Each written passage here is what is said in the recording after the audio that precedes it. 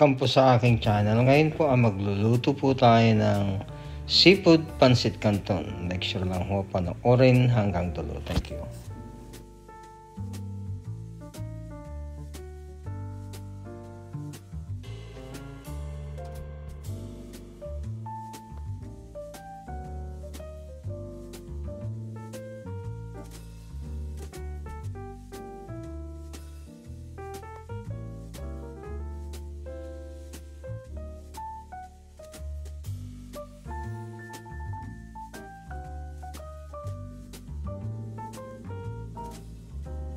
Ngayon po maglalagay po tayo ng 3 tablespoon na oil. Ayan po.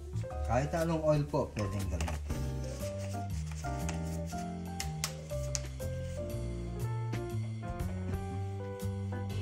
Tapos po pag mainit na sa yung bawang, brown lang ho natin yung bawang.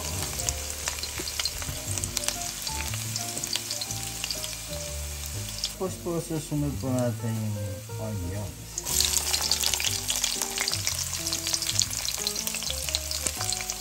Hanggang mag-translucent lang po siya.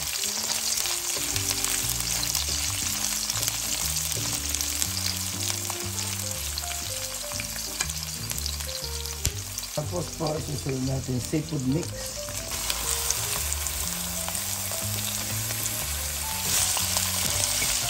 Ito okay ito sa mga hindi mahilig sa karne, pwede yung i-substitute itong seafood mix.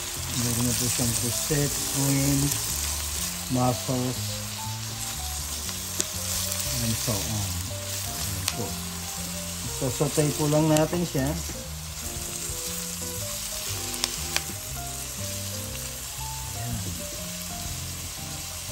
Tapos po pag nasutay na, lagyan po natin ng black pepper, 1 teaspoon lang po.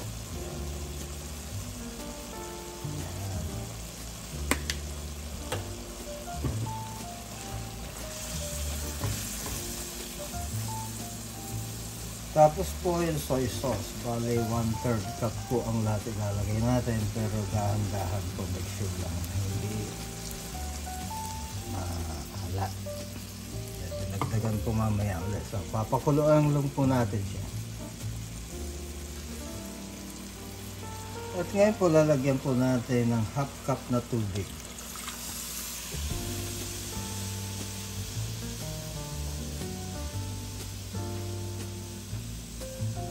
Tapos po, lalagay natin yung carrots. Kahit na anong vegetable, pwedeng ilagay, peas, okay lang po yun. Lutuin po natin muna siya. Walang pulo. Madali lang naman humaluto ito. Carrots. Tapos po haluin lang hanggang maluto po.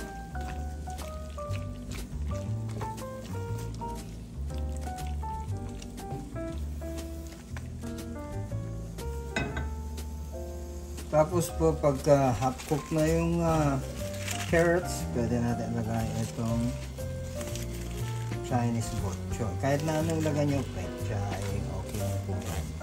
Madali lang pumaluto itong bok choy.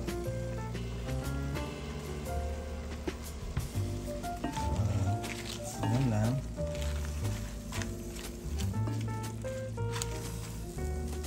Pag half cook na po yung bok choy, ilagay na po natin, tatanggalan po natin siya.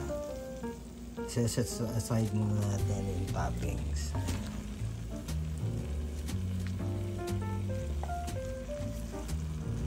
Ngayon po ay dadagdagan natin siya ng another half cup of water. Ayan.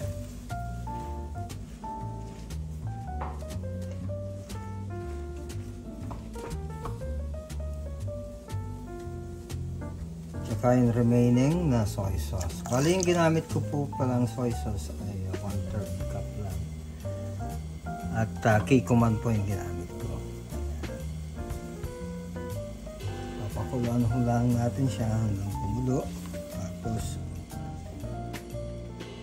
susunod na natin yung noodles. Ayan, papakuluan po na natin siya. So pag kumulo na po siya, lalagyan natin ng konting 1 tablespoon na ito pong Knorr seasoning. Ayan po.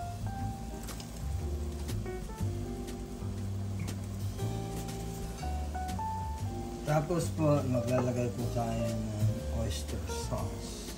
Ayan po. Bali 1 tablespoon lang po ng oyster sauce.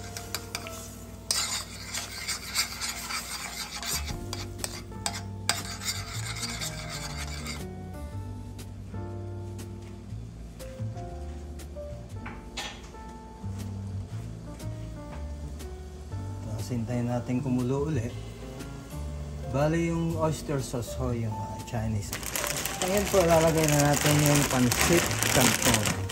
Bali 1 package lang po itong pancit canton.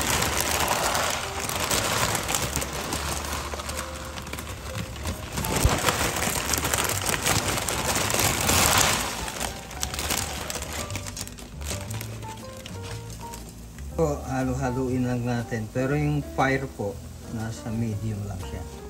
Yan, haluin lang hanggang maluto. Pero kung kulang po sa tubig, pwedeng dagdagan. Okay lang po yan. Yan. Lagyan ko po ng tubig ng konti. Mga 1/3 cup lang po. Ayan na po. Okay na siya. Tikman muna natin kung malambot. Ayan po. Luto na po siya. Kung nagdagan lang po ng tubig, kung palagay nyo pong hindi pa lutuin noodles. Isosoli na natin yung mga ingredients natin.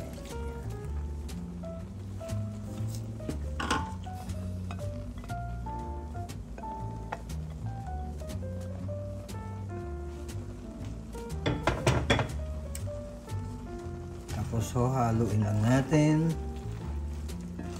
Ayan.